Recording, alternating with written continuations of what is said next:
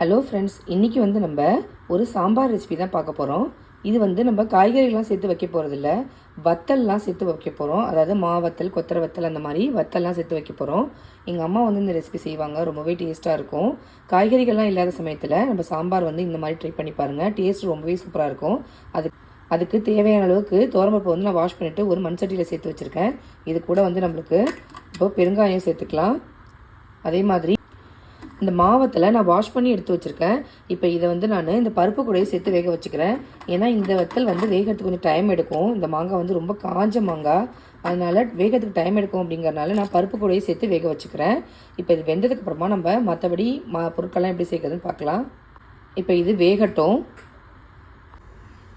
இப்போ இது நல்லா வெந்துட்டு பருப்பும் வெந்துருச்சு, அதே மாதிரி மாவத்தலும் நல்லா வெந்துட்டு இந்த டைமில் நம்ம கட் பண்ணி வச்ச வெங்காயம், பச்சை மிளகாய், தக்காளி சேர்த்துக்கலாம். நான் சின்ன வெங்காயம் ஒரு கைப்பிடி அளவு உரிச்சு அதை கட் பண்ணி வச்சுருக்கேன். அதே மாதிரி ஒரு தக்காளி, 3 பச்சை மிளகாய் கீழே வச்சுருக்கேன். இதை இது கூட சேர்த்துக்கோங்க. சேர்த்துட்டு நல்லா மிக்ஸ் பண்ணி விட்டுக்கோங்க. கொஞ்ச நேரம் இது வேகட்டும். இப்போ வெங்காயம் தக்காளிலாம் சேர்த்து 5 நிமிஷம் நல்லா கொதிச்சிருச்சு. இப்போ நான் கொத்தரங்காய் இது கூட நான் கொத்தரங்காய் வத்தல் சேர்த்துக்கிறேன். இது கூட நீங்கள் என்னென்ன வத்தல் வேணாலும் சேர்த்துக்கலாம்.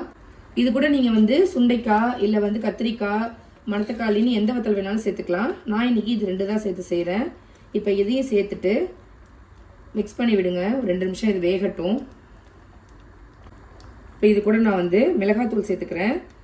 1 ஸ்பூன் அளவுக்கு மிளகாத்தூள் சேர்த்துக்கிறேன். ரொம்ப மிளகாத்தூள் சேர்க்கக்கூடாது, ஏன்னா நம்ம காயெல்லாம் சேர்க்கலை, வெறும் வத்தல் மட்டும் தான் சேர்த்துருக்கோம். அதனால் உரப்பு அதிகமாகிடும். ஆல்ரெடி பச்சை மிளகாய் வேறு சேர்த்துருக்கோம்.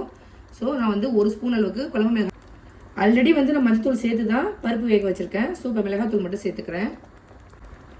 இப்போ நான் சால்ட்டு சேர்த்துக்கிறேன். தேவையான அளவுக்கு சேர்த்துக்கோங்க. நம்ம சேர்த்த மிளகாய்த்தூளோட பச்சை வாசனை போனதுக்கு அப்புறமா நம்ம புளிக்கரைசல் சேர்த்துக்கலாம். இதில் இப்போ ராஸ்மெல்லாம் போயிடுச்சு. நான் புளிக்கரைசலில் சேர்த்துக்கிறேன். அரை நெல்லிக்காய் அளவுக்கு புளி எடுத்து கரைச்சி வச்சுருக்கேன். அதையும் இது கூட சேர்த்துக்கிறேன். சேர்த்துட்டு இப்போ நல்லா மிக்ஸ் பண்ணிக்கோங்க. இது ஒரு 2 3 நிமிஷம் வரைக்கும் கொதிக்கட்டும். கடைசியாக ஸ்டவ் ஆஃப் பண்ணிவிட்டு நான் தேங்காய் தூள் அரைச்சி சேர்த்துருக்கேன். இது ஆப்ஷனல் தான், உங்களுக்கு வேணும்னா நீங்கள் ஸ்கிப் பண்ணிக்கலாம்.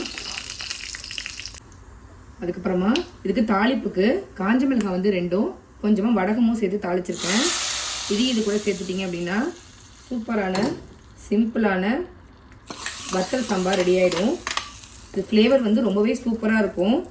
நீங்களும் கண்டிப்பாக இதே மாதிரி உங்கள் வீட்டில் செஞ்சு பாருங்கள். எப்படி இருக்குது அப்படிங்கிறத கமெண்ட் பண்ணுங்கள். நான் போகிற ரெசிபீஸ்லாம் உங்களுக்கு பிடிச்சிருந்தா நம்ம சேனலை லைக், ஷேர் அண்டு சப்ஸ்கிரைப் பண்ண மறக்காதீங்க. தேங்க்யூ.